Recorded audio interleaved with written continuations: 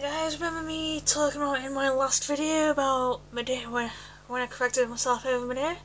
Now we're on Madeira, as the origins of Madeira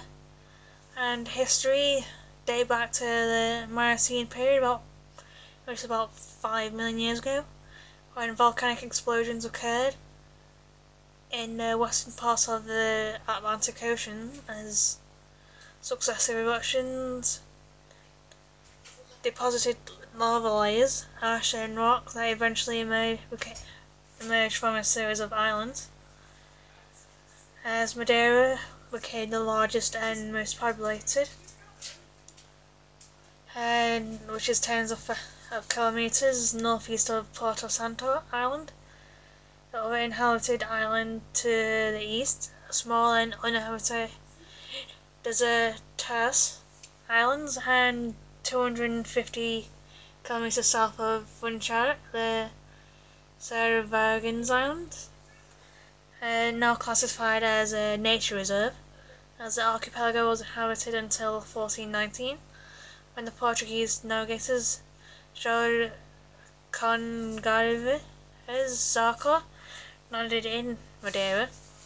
For it is believed that the Greeks, Romans, Phoenicians and Arabs passed Madeira during their expeditions across the North Atlantic. As their arrival in 1419, the first Portuguese ships have been fortuitous navigators in the service of Prince Henry. The navigator finds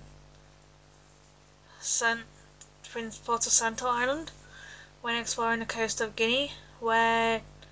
dragged to the west by a violent storm, as the island would therefore be baptized as Porto Santo, or Saint Port, which, with approval of the prince, the fleet returned a year later to study Norway to understand what was seen in the distance, as a ship that somehow appeared like a dark monster turned out to be Madeira, as closely beside the new islands must have appeared to his discoverers like an enchanted vision, like a green paradise floating in the middle of the Atlantic, as it was baptized almost right away as Madeira, meaning wood, because of the abundant vegetation covering it,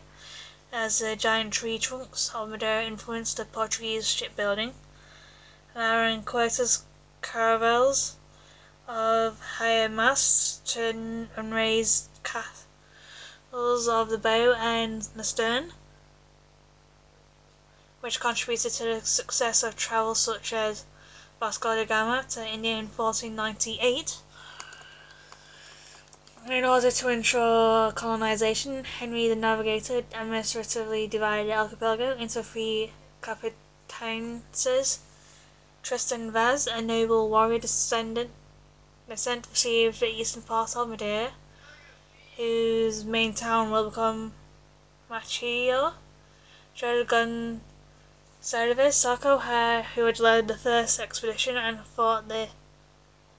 infant in Tangiers, was responsible for the remaining part, settling in Funchal as a settlement and the governance of Porto Santo Island was responsible for Bartholomew Perestrello, an Italian to serve the Portuguese crown, as a division into capitances remained until the Spanish occupation in 1580, and then going across the territory to be administered by a governor, as the situation would prevail thereafter, even after Portugal's independence restoration in 1640, as vine plantations and sugarcane were the basis of production in the archipelago, and quickly dominated the island's economy, when the flourishing of the colony. King Manuel I was interested in the Funchal urbanization and had built some of the most important buildings of the time, including the Sé Cathedral, and in the 16th century, the Azores and Brazil surpassed Madeira as sugarcane exporters, as the island began to receive less attention from the crown,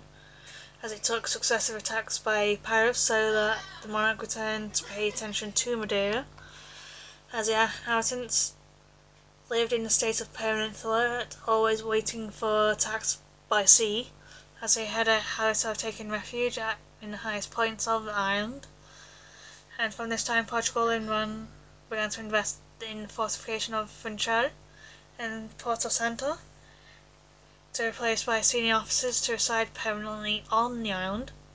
So, as Madeira wine flourished during the 17th century,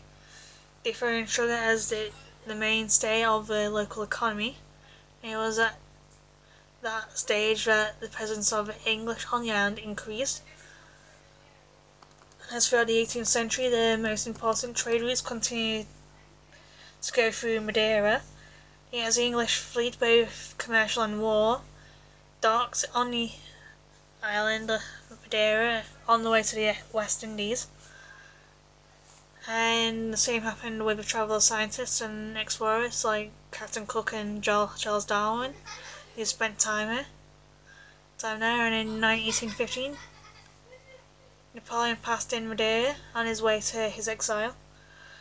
as previously mentioned in the video on St. Helena, as a ship docked in Funchal Bay to collect supplies and Madeira wine.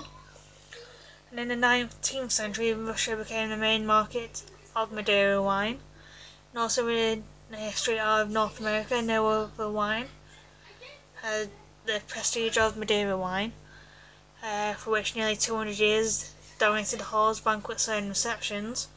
As during the 19th and 20th century, Madeira became one of the first tourist destinations in Europe, mostly visited by European aristocracy of the time. And the good air of the island and the landscapes were recommended by doctors and to patients, so undermined by tuberculosis, as many came here to Carnaval, as the writer Julio Diniz. And in 1910 Portugal became a republic, and in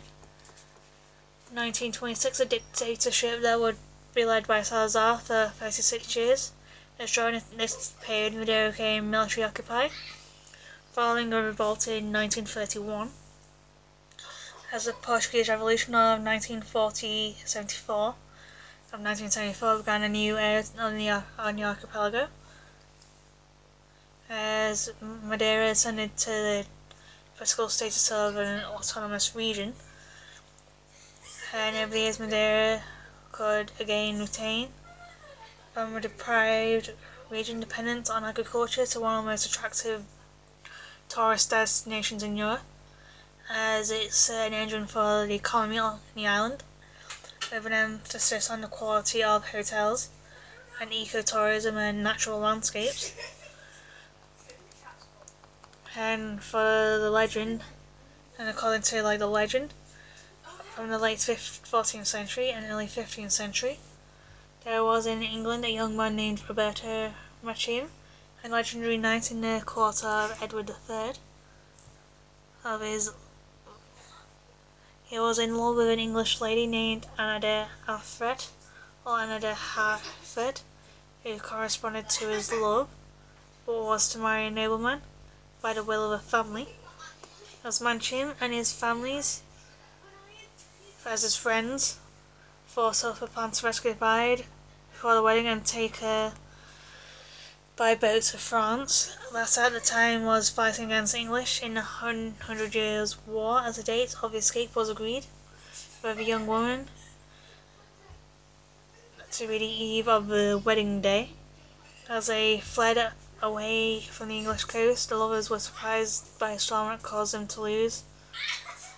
their aspired course, a suffering setback due to the storm, not having an experienced pilot on board with them who could put them back on course. They drifted for days until they saw a distance a big green spot, as they were in front of an island which would later be denominated as Madeira Island. And despite the fear of the unknown, desperation led them to approach, because the lady was ill from spending so much time at sea. It disembarked in the inlet that today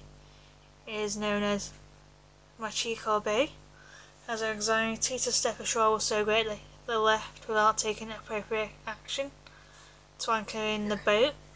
And after exploring that part of the island and having sated their thirst, they realised that there was a new storm approaching. As they sought refuge among the roots and the large trees that stood there. For the diameter of the trunk circumference was such that the base had a capacity that could shelter them, many people without any lack of space. And when a storm calmed, they noticed the sea had taken their boat as a tormented lady, whose health was already debilitated, would die a few days later. As Manchin raised an enormous wood cross next to the grave of his beloved, which was near a large tree where they had found shelter. And Manchin was so affected with melancholy and less than a week after his love, he himself passed on. It was said that the remaining members of the expedition stayed there, tried to survive, and engraved on the cross of a brief story of the two beloved. Some died while others resisted, until a boat of Moors passed there and rescued them, and took them to North Africa, where they were sold as slaves,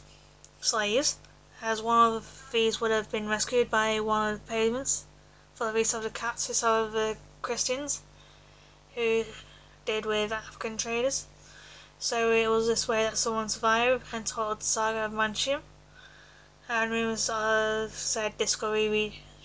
reached the Portuguese. As the legend also tells us, when the Portuguese discoverers came a few years later, they also discovered the wooden crosses on the inscriptions. They built the first chapel on the island in the tree cavity, giving a name Madiera in honor of that inscription. And yeah, that is Madiera for you, and yeah, bye for now, and I'll see you all later.